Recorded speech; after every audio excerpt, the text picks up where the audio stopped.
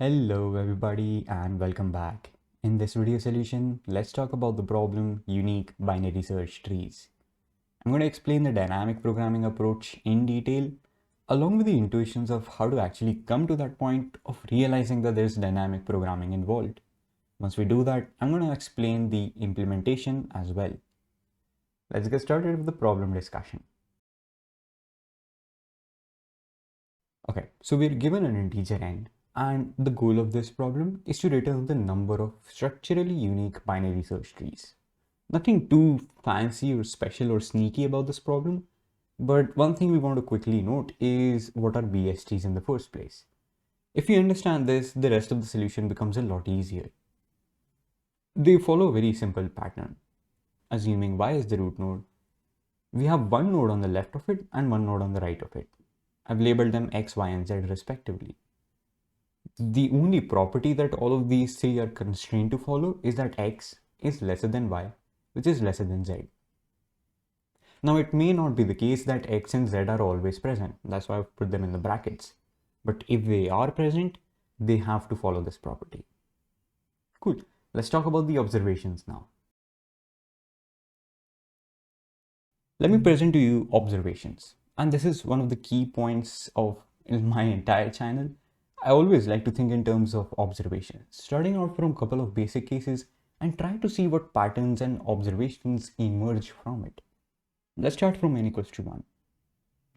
N equals to 1 is the basic case where we have only one single node. In that case, the number of structurally unique binary search trees is going to be 1. Not too special. What about n equals to 2? Well, n equals to 2 has two cases. 1 as the root and 2 on the right hand side of it. 2 as the root and 1 on the left hand side of it. So there looks to be some kind of swapping going on between both of these. We'll keep that at the back of our minds. For now, the answer for n equals to 2 is 2. And at that point of time, you can look at both of these cases and say that maybe for n equals to 3, the answer is going to be 3. That may be a possible answer. We don't know yet.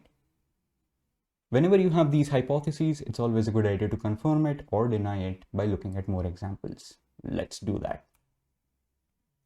For n equals to 3, we see the answer comes out as 5. Our initial hypothesis was incorrect, but there's something else going on in this sample. Well, let's look at a couple of cases. With 1 as the root, we have two possible cases. 1 as the root gives 3 on the right hand side of it and then 2 on the left. 2 on the right hand side of it and then 3 on the right hand side of 2. Pretty simple, but there looks to be something of the sort of swapping going on, which we saw in the case of n equals to 2. 1, 2 was there and then 2, 1 was there. Things got swapped around. We see same kind of structure being followed over here. Okay, that looks interesting. We'll keep that in our minds.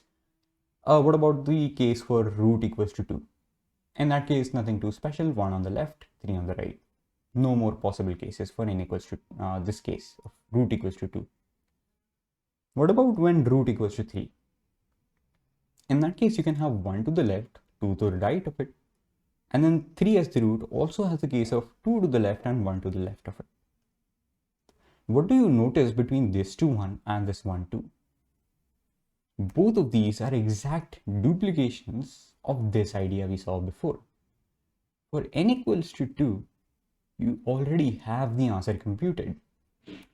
And so with keeping 3 as the root constant, you can easily figure out what are the possible combinations of these 1, 2 and 2, 1s, which is exactly the thing we saw in this case. 1, 3, 2 and 1, 2, 3. Just the labels of the nodes are changed. Okay, so it looks like there is some sort of repeating structures that we want to focus on. Let's talk about n equals to 4. Now I'm going to assume 1 as the root and we'll try to see what all cases can happen. With 1 as the root, the property of BST says that 2, 3 and 4 all have to be on the right hand side of it, right? And what that means is with 2, 3 and 4 on the right hand side, 2, 3 and 4 can form any sort of combination. 2, 3 and 4 are a total of 3 elements, which means that 2, 3 and 4 can be arranged in 5 possible combinations. That's because for n equals to 3, the answer was 5. And so we see this 5 coming up over here. What about this case when root equals to 2?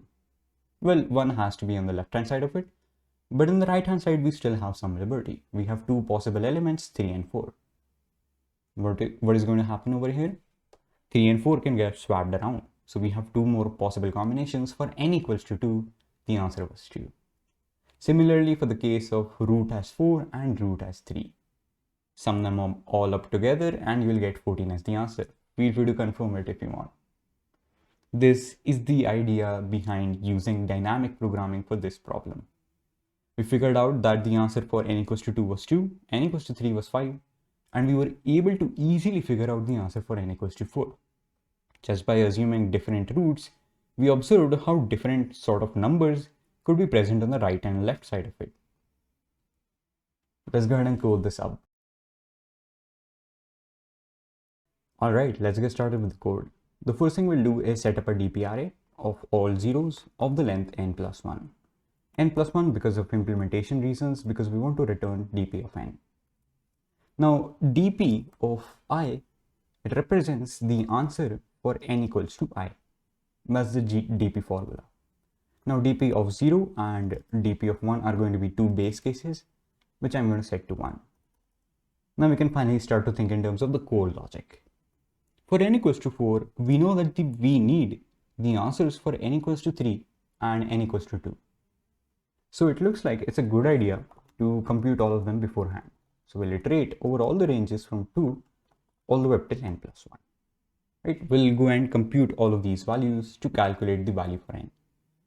Now we can find the dp of I. But we also want to do one thing beforehand. Why did we say that the answer was 5 over here? That's because the answer for dp of n equals to 3 was 5. Why did we say the answer for this case was 2? That's because the dp of n equals to 2 was 2. But at this point you also want to ask, is there something else going on? If you look at this, the answer for root equals to 2 and root equals to 3 is practically the same, although they have wildly different configurations. That's because the solution does not really care about how many nodes are to the right or to the left. It only cares about the counts and the combination of those counts between the two. So answer for n equals to 1 is this, answer for n equals to 2 is this.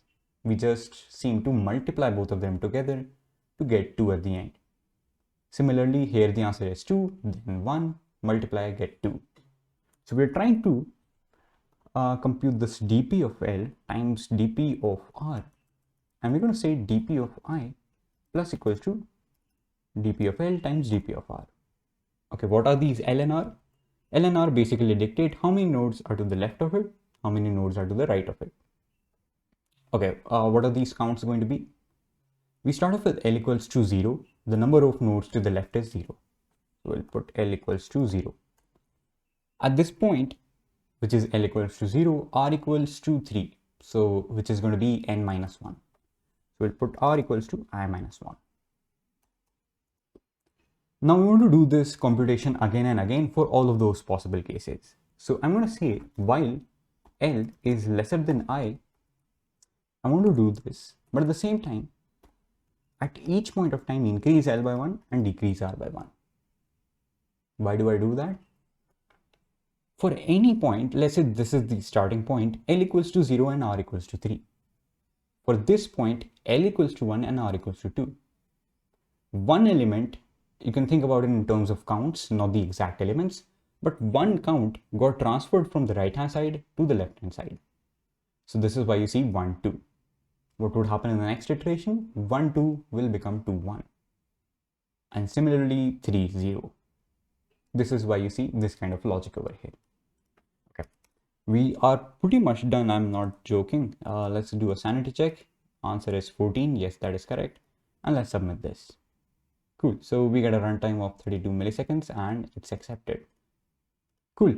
So anyways, this is it for the problem, unique binary search trees. If you like the intuitions, if you like the approach, give it a thumbs up. If you want to see more of these videos, more of high quality video explanations of LeetCode solutions, subscribe.